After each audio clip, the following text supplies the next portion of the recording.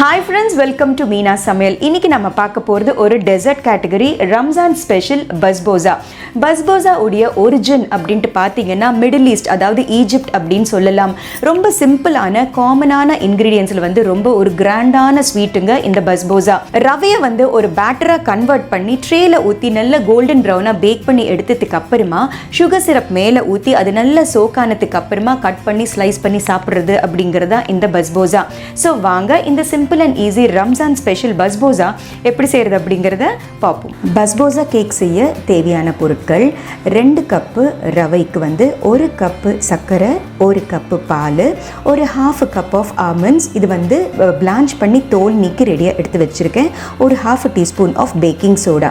அதுக்கு அப்புறமா sugar syrup செய்ய தேவையான பொருட்கள் வந்து 2 கப்ஸ் ஆஃப் சுகருக்கு வந்து 2 கப்ஸ் ஆஃப் வாட்டர், அதுக்கு அப்புறமா ஒரு 1/4 போல எலுமிச்சம்பழம். அவ்வளவுதான் தேவையான பொருட்கள். ஸோ இப்போ Basbousa எப்படி செய்கிறது அப்படிங்கிறத பார்ப்போம்.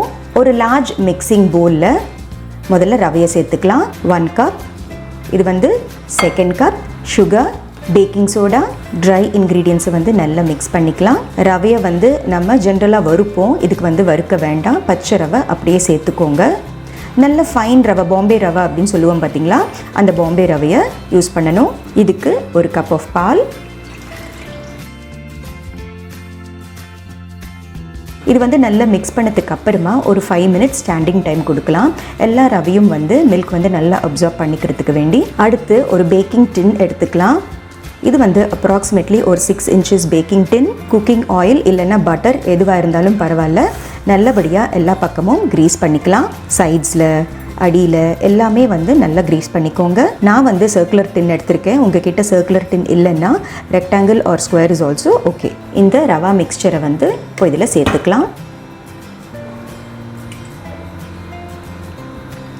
ரவா மிக்சர் சேர்த்ததுக்கு அப்புறமா நல்லபடியாக லெவல் பண்ணி விட்டுக்கலாம். இது வந்து குறைஞ்சது ஒரு 1 hour வந்து நம்ம க்ளோஸ் பண்ணி பக்கத்தில் எடுத்து வச்சிடலாம். 1 hour ஸ்டாண்டிங் டைம் கொடுக்கும்போது தான் இந்த அளவுக்கு லூஸாக இல்லாமல் நல்லா டைட் ஆகிடும். அதாவது ரவை வந்து மில்க் எல்லாத்தையும் வந்து நல்லா அப்சர்வ் ஆகிட்டு ரெடியாக இருக்கும். So let us wait for 1 hour. இப்போ ஆல்மோஸ்ட் 1 hour வந்து நம்ம சூஜி மிக்ஸ்சர் வந்து சோக் ஆகிட்டு இருந்தது பாருங்கள், நல்ல ஸ்டிஃபும் ஆயிருக்கு. அடுத்து ஒரு நைஃபாலேயோ இல்லை இந்த மாதிரி ஸ்பேச்சுலராலேயோ நம்ம வந்து கட் பண்ணிக்கலாம். இந்த கட் பண்ணுற காரணம் வந்து நம்ம சுகர் சிரப் செய்கிறது வந்து நல்லா அப்சார்ப் ஆகிறதுக்காக. நான் வந்து ஒரு சர்க்குலர் மோல்டு எடுத்ததுனால நான் வந்து ஒரு ஸ்டார் பேட்டர்ன் வந்து நான் வரைஞ்சிட்ருக்கேன். நீங்கள் வந்து ரெகுலர் ஸ்கொயர்ஸாகவும் கட் பண்ணிக்கலாம். இப்போ பாருங்கள், ஒரு ஸ்டார் பேட்டர்ன் மாதிரி ஃபார்ம் ஆயிருக்கு. அடுத்தது வந்து நம்ம தோல் நீக்கிய ஆல்மண்ட்ஸ், ஒவ்வொரு டைமண்டுக்கும் இடையில நம்ம ஆல்மண்ட்ஸை வச்சிடலாம். பாருங்கள், ஆல்மண்ட்ஸ் வந்து வச்சாச்சு. அண்ட் ஆல்மண்ட்ஸ்க்கு பதிலாக பீனட்ஸ் வைக்கலாம், இல்லைன்னா வால்நட்ஸ் கூட வைக்கலாம். எந்த நட் வச்சாலுமே வந்து ராவாகவே இருக்கணும், அதாவது ரோஸ்ட் பண்ண மாதிரி இருக்கக்கூடாது, சால்ட்டடாகவும் இருக்கக்கூடாது. இப்போது அவன் வந்து ப்ரீ ஹீட் ஆயாச்சு. இது வந்து எப்படி பேக் பண்ணுறது அப்படிங்கிறத பார்ப்போம்.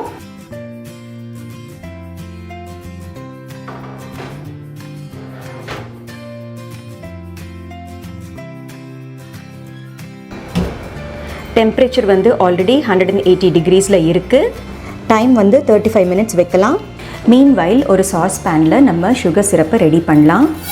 சுகரை சேர்த்துக்கலாம். This is 2 cups of sugar. 2 cups of சுகருக்கு வந்து 2 கப்ஸ் ஆஃப் வாட்டர். ஃப்ளேம் வந்து ஹையில் இருக்கட்டும், சுகர் கரையிற வரைக்கும். சுகர் வந்து நல்லபடியாக டிசால்வ் ஆகிடுச்சு. அடுத்து ஒரு 1/4 லெமனை வந்து நம்ம ஸ்க்வீஸ் பண்ணிக்கலாம். இந்த பீல் கூட இதிலேயே சேர்த்துடலாம்.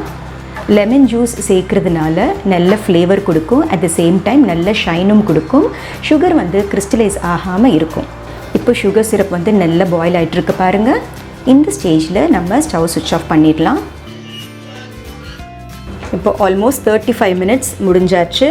பாருங்கள், நல்ல கோல்டன் ப்ரௌன் வந்தாச்சு. இப்போது ஆல்ரெடி வந்து நம்மளுக்கு ரஃப்பாக அந்த லைன்ஸ் வந்து தெரிஞ்சிட்ருக்கு பாருங்கள். அது மேலே வந்து இன்னும் நல்ல டீப்பாக நம்ம கட் பண்ணிக்கலாம்.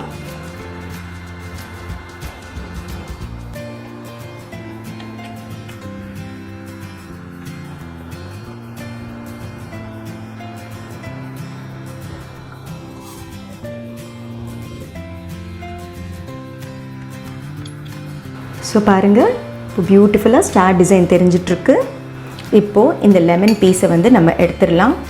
ஸோ இந்த சுகர் சிரப்பை இந்த கேக் மேலே ஊற்றிடலாம்.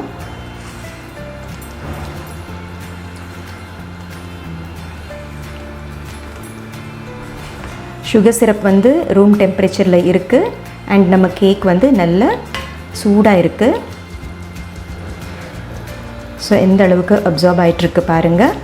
நல்ல சோக்கானதுக்கு அப்புறமா நம்ம பஸ்போசா எப்படி இருக்குது அப்படிங்கிறத பார்ப்போம். இப்போ ஆல்மோஸ்ட் 1 hour வந்து நம்ம சுகர் சிரப் போட்டு முடிச்சாச்சு. எப்படி இருக்குது அப்படிங்கிறத பார்ப்போம். பாருங்கள் எந்த அளவுக்கு பியூட்டிஃபுல்லாக ரைஸ் ஆயாச்சு.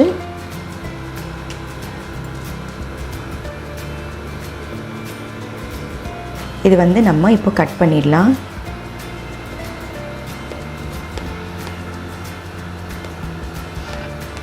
இது இமீடியட்டாக கன்சியூம் பண்ணுறதை விட ஒரு 4-5 hours வந்து நல்லா அப்படியே ஸ்டாண்டிங் டைம் கொடுத்துட்டு, இல்லைன்னா ஒரு 24 ஹவர்ஸ்க்கு அப்புறமா கூட நம்ம சாப்பிடும்போது ரொம்ப ரொம்ப ஜூஸியாக இருக்கும்.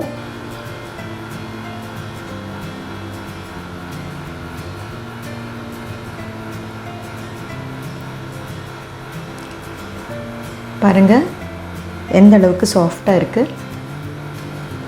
So our basbousa is ready.